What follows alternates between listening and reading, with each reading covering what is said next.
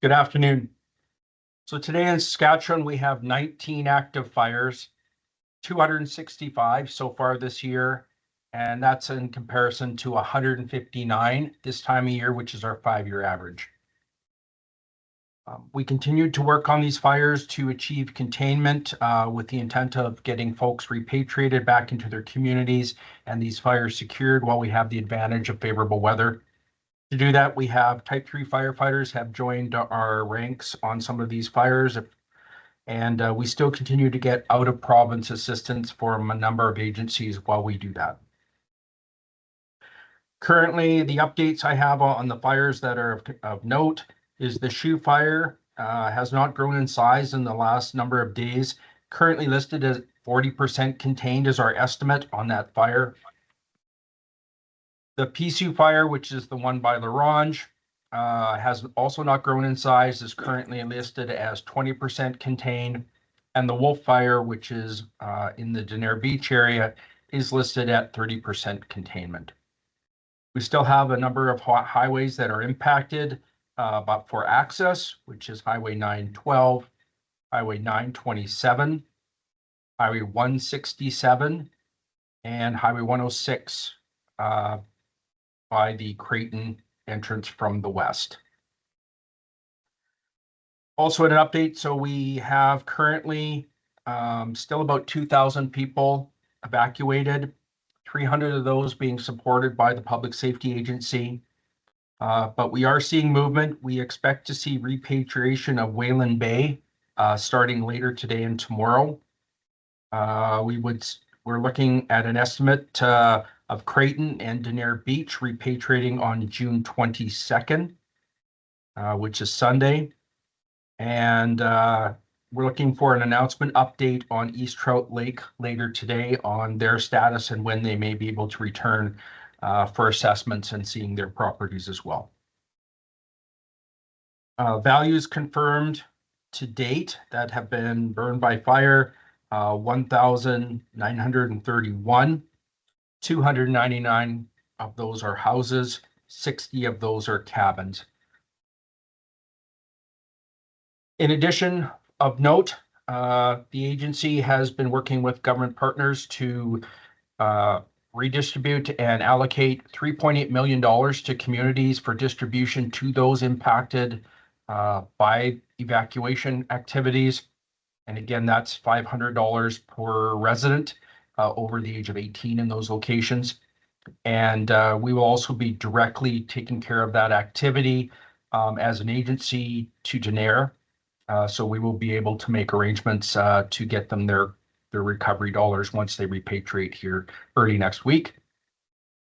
And as a note, government in general, the government of Saskatchewan is working and establishing a recovery task force, which will be leading the efforts on getting folks back to their houses and getting people and communities back up and running in full operational status. So that includes the rebuild, assessments involving insurance companies, town structures, and again, a number of activities that will have to take place for folks that have suffered loss due to these fires. So I'll turn it back to you, Stephanie. Thank you, Steve. So now we'll open up to questions. As a reminder, one question, and please provide what media outlet you are from. Jeremy? Hi there, Jeremy Symes with the Canadian Press. Just on Denair Beach, I understand there was maybe some temporary shelters going to be set up for them. I know Denair, the administration there is saying people need to have accommodations ready before they can return. So where is the SPSA at getting these temporary shelters, if I have that correct?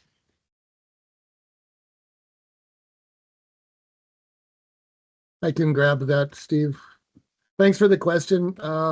SPSA has set up a recovery task force, stood up with members of cross government. We've got social services, government relations, environment, and of course SPSA.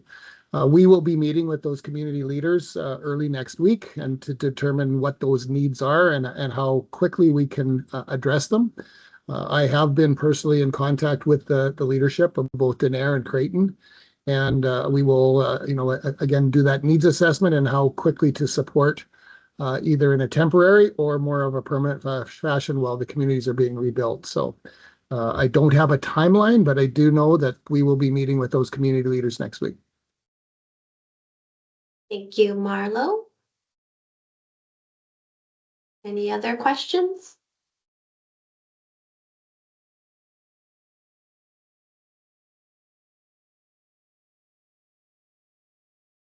Jillian? Hi, I'm just wondering how your guys' cleanup efforts are going and if you guys have all of the supplies that you need at this point. I know that you guys still have that request in for some of that federal help with those base camps. I'm just wondering how, like, what the next few weeks are going to look like.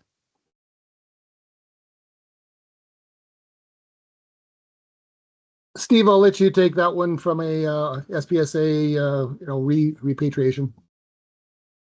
Sure. I mean, in many of these locations, the impact by these fires have been even though people had to leave, the actual community impact has been, managed and been extremely low on some of these fires. But in areas where there are larger amounts of damage, Danair Beach is a good example, a subdivision like East Trout Lake. There's a number of steps that will have to happen. One will be is many of the homeowners will have to directly engage with their insurance companies as their primary supplier. We'll make arrangements for certain things and we'll obviously pay for some of those under insurance, but there'll need to be a coordinate effort on how that will take place. And a good example is if 20 people have to clean up, burnt structures and equipment around their places, or their houses are going to get cleaned up to be rebuilt, where does that go? What's going to happen at the landfill? How do they get that material to the landfill? Are there restrictions from an environmental point of view of what they can put in the landfill? So those are the types of things that have to work with the community. And then once they do get rebuilding and they get restructured, they might have to have their house recertified before they'll reinstall gas or power.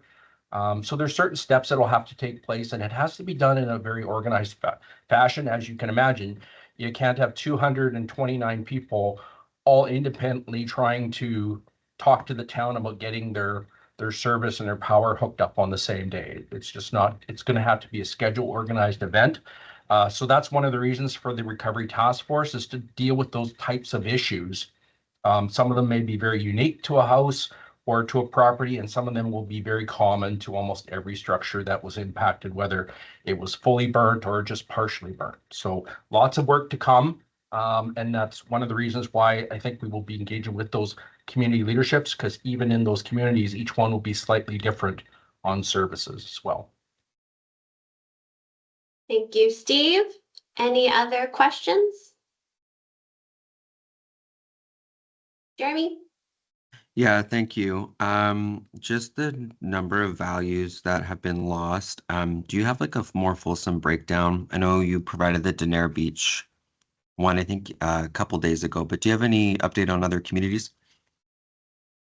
We've just got a total. Now, again, we have assessed each of the communities, but again, some of these values are not directly inside a community. They may be adjacent, they may be remote. So we end up putting them all together rather than break them out. We'd actually have probably too many locations to break down and discuss on a single call.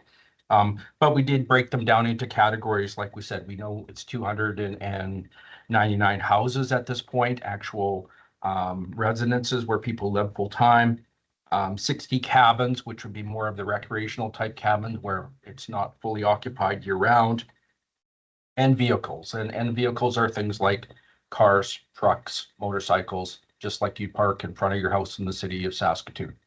So we do break them into categories for inventory purposes, but each individual will be working with their insurance company, with SGI, depending on their individual situation, to get that cleaned up and get that fixed and set to right. Thanks, Steve. Do a final call out for questions.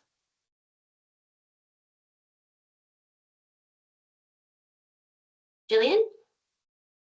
Hi, Steve. I was just wondering, just since things have calmed down a little bit, Can you tell me how firefighters are doing? You know, it's been such a big haul for them this season of just nonstop work. How are they doing? Well, it was a couple issues. One is that we have been able to send some home that came in early on to help us. So many of our external partners have been able to return home. Um, some have just arrived to replace them, so they're fresh crews. Our staff, we have them on a rotation to ensure that they get days off. So that's just on the workload side. You have to realize that in many of these locations, our staff are working in situations where their families have been evacuated. Some of our staff have had actual values lost, structures lost that they own while they're working on these fires. So it's a different situation for our staff who live here and may have been directly impacted, just not impacted from a program, a job point of view. This is personal. These are their families and their neighbors. So we are monitoring that. We have a number of layers of health and wellness supports available to our staff, from 24-hour lines that they can call for support, programs that we have pre-established that they can get assistance for both them and their family if required. So again, it is a part of our regular programming to assess that our staff are getting the supports and the rest they need. And this little turn in weather has allowed us to rotate a bunch of these new crews in that we got from other locations and letting our staff sort of go back home, reset, get themselves refreshed, and then come back. We're unfortunately only about halfway through the fire season, so we have a fair bit of work for us before we get to snow time in the fall. Thanks, Steve. And I don't see any further questions. Oh, we have one in the chat. It's for Marlo. With so many homes lost, what is the SPSA doing beyond insurance and the $500 payment to support evacuees who lost everything, especially?